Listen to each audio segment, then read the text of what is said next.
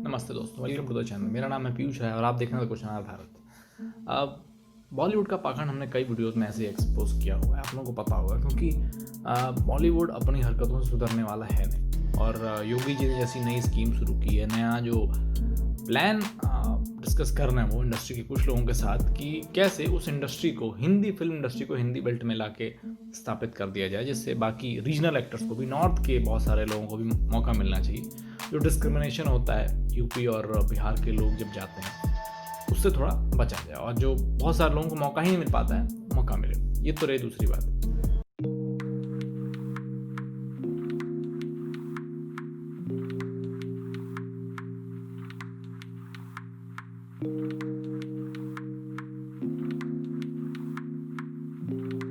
अब मैं क्यों इस मुद्दे को लेके आया हूँ, आपने रिसेंटली जो पिक्चर आई थी दुर्गामती, उसको देखा होगा।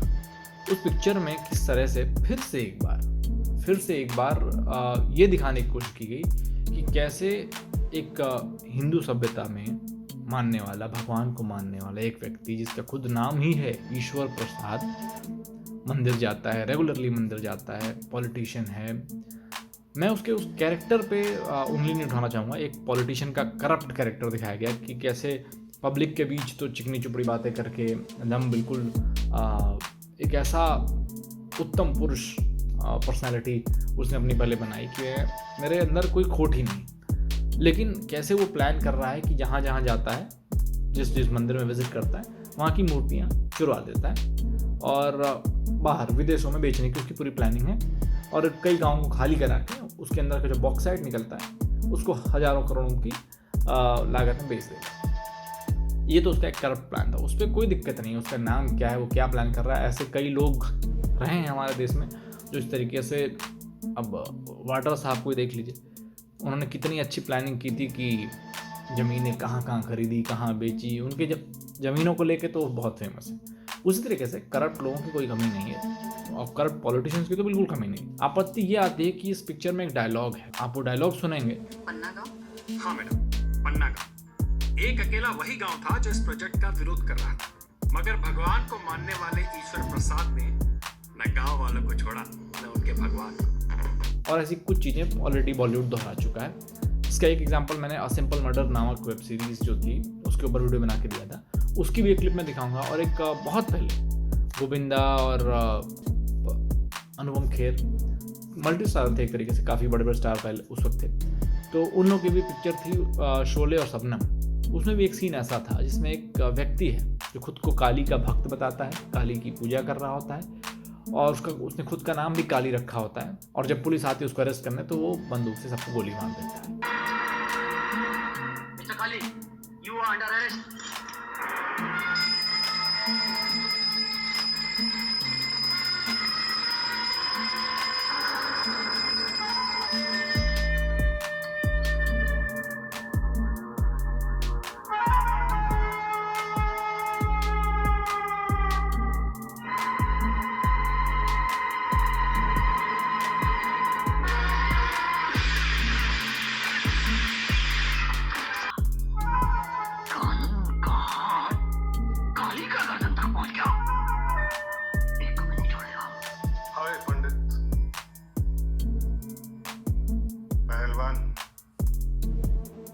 कैसे आना हुआ?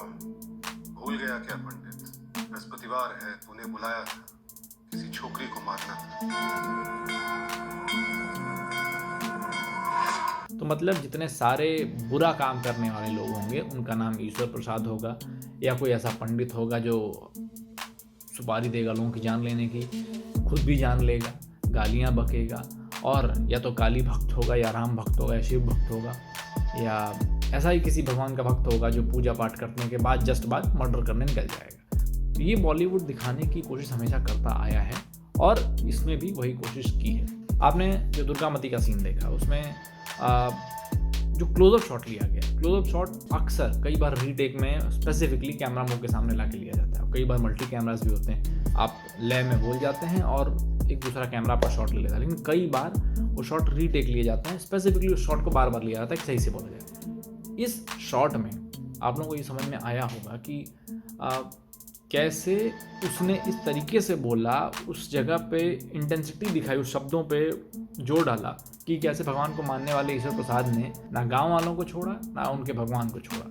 मतलब उनके भगवानों को भी ले जाके बेचने की प्लानिंग कर ली और गांव वालों को तो ज़मीन लूट ली। गांव वालों को तो बर्बाद कर दिया, बेघर कर दिया। मैं सोचता हूँ कई बार कि जिस तरीके से इतना पाखंड लोग सेलेक्टिवली दिखा देते हैं, मेरा एक सवाल है, अगर कोई इसके तर्क में बचाव देने है, मेरा एक सवाल उन लोगों से, उस तरह के लोगों से है कि क्या कभी ऐसा वक्त आएगा कि बॉलीवुड ऐसी चीज़ शो करेगा कि अल्लाह के मानने वाले, मोहम्मद के मानने वाले इस व्यक्ति ने इसका गला काट दिया, वहाँ जिहाद कर दिया और कुरान के लिए ये कर दिया, कुरान में मानने वाले व्यक्ति ने ये कर दिया। मतलब ऐसा लग रहा था कि जो लोग भगवान को मानते हैं वो तो ऐसा करते ही हैं। शब्द को सुन के ऐसा लग रहा था कि भगवान के मानने वाले व्यक्ति ने ऐसा कर। मतलब पहले पूरी छवि क्रिएट की। पॉलिटिशियन रोज़ मंदिर जाता है, प्राचीन मंदिरों में जाता रहता है, जहाँ जाता है उस इलाके की किसी न किसी एक प्राचीन मूर्ति को चुरा लिया जाता है उसी के लोगों के द्वारा। खैर ओवरऑल वो मूवी अच्छी थी, मैं रिकमेंड करूँगा आप लोग देखिए। कभी कभी आंखों के साथ साथ दिमाग को भी खुला रख के देखिए कि क्या कहीं ऐसा सबकॉन्शियस माइंड में कुछ मैसेज तो नहीं डाला जा रहा है आपके दिमाग में कि भगवान को मानने वाले लोग ऐसा करते हैं, लेकिन आपको कभी ये नहीं दिखाया जाएगा कि अल्लाह को मानने वाले, मोहम्मद को मानने वाले, कुरान को मानने वाले, इस्लाम में मानने वाले या जीसस में मानने वाले लोग ऐसा करते हैं। मतलब अगर आपने डायलॉग को ढंग से सुना होगा, बार बार भी सुनेंगे तो आपको ऐसा नहीं लगेगा। वो एज अ शॉक वो न्यूज़ बता रहा था कि बताओ भगवान को मानने वाला व्यक्ति ऐसा कर सकता है, ऐसा नहीं वो कह रहा था। अब एक बार फिर से सुन लीजिए चाहे तो। खैर सब कुछ, सारा परसेप्शन, कंक्लूजन सब कुछ आप पे मैं छोड़ता हूँ। मैं चाहता हूँ कि आप वो बार बार देखिए कंक्लूजन से पहुँचने से पहले वो सीन, और तब एक चीज़ पे पहुँचे कि क्या मैं सही कह रहा हूँ, क्या मैं गलत कर रहा हूँ, क्या ये बॉलीवुड कभी सुधरेगा या ऐसी हरकतें करता रहेगा भविष्य में। और अगर आपने यहाँ तक देख लिया वीडियो, मैं चाहूँगा कि आप लाइक, शेयर और नए हैं तो सब्सक्राइब करना मत भूलिए। फिर मिलते हैं अगले वीडियो में। जय हिंद, वंदे मातरम।